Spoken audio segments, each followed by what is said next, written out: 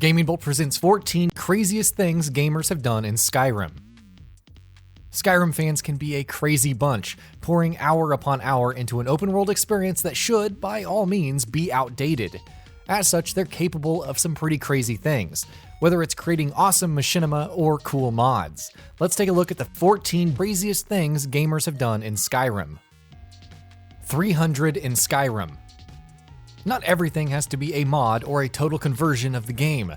Sometimes all you need are some console commands, the creation kit, and a boatload of time. Like Tyrannicon, who managed to recreate some of the best scenes from 300 in Skyrim and mash them into a trailer.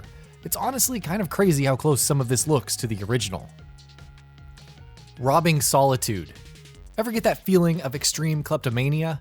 The kind that you just can't express in the real world. Such was the plight of one player who took every single item from Solitude, which is no small town, to his home in Whiterun. Well, he tried putting it all in his home, but items spilled out into the streets. Days of the Blade.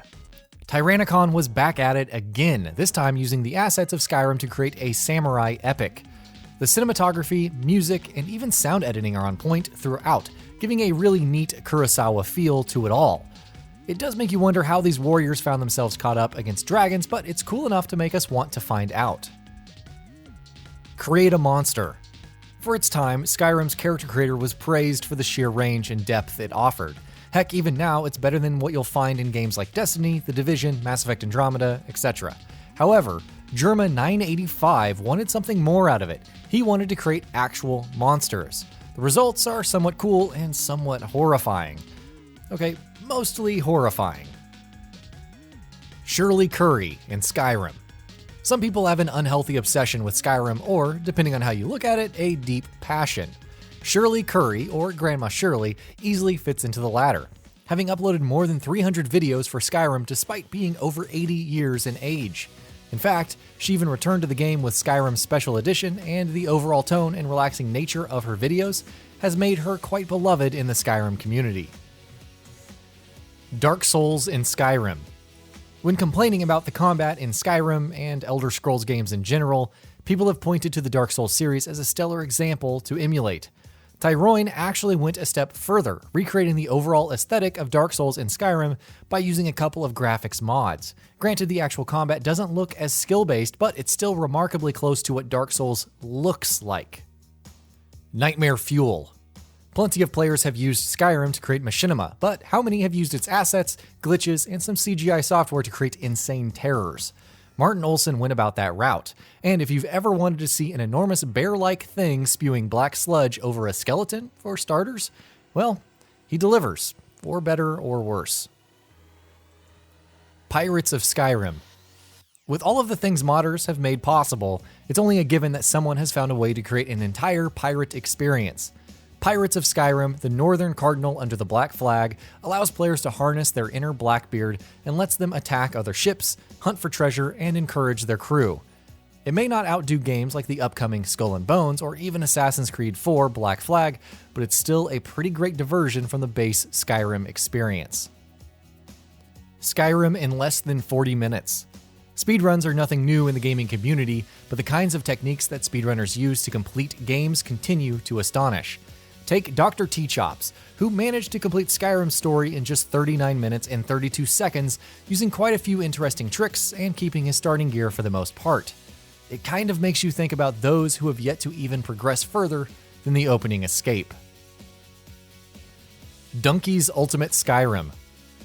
Video game Dunkey. You love him, you hate him, you probably emulate him, but there are some things Dunkey does that are wholly unique. Take his Ultimate Skyrim video, where Dunkey simply modded the game to insanity. A Tommy Wiseau mount, a giant Tails the Fox, himself as Sonic the Hedgehog, Randy Savage dragons battling flying Thomas the Train engines, and werewolves while bears play on. What more could you really want? 100 mods in 2012. There's nothing wrong with wanting Skyrim to look beautiful, even all of these years later. However, even a year after the game's release, people were finding ways to make the world positively gleam with detail. How? Well, why with mods, of course. One of the more famous examples was modder Unreal, who managed to have 100 mods running at the same time, resulting in some gorgeous visuals. Granted, 100 mods may be beginner level today, but it was a pretty cool feat at the time. The Loneliest mod. Not every mod is a work of art. Some people just want to convey how lonely it can be in Skyrim. And what better way to do that than with an outdated meme that replaces the Solitude's coat of arms? No, really, what better way? We desperately need to know. Adopting MEEKO. MEEKO the dog may be one of the most unassuming animals in Skyrim who will nonetheless bring joy to your cold, dead heart. However, adopting him would be a process and a half for writer Patrick Linton, as he first needed to adopt a child in order to make this happen. This resulted in a long journey of finding a child to adopt, a suitable plot of land, and so on. It's hilarious and a testament to how far some will go for their Skyrim needs. Great Battle of Dawnguard.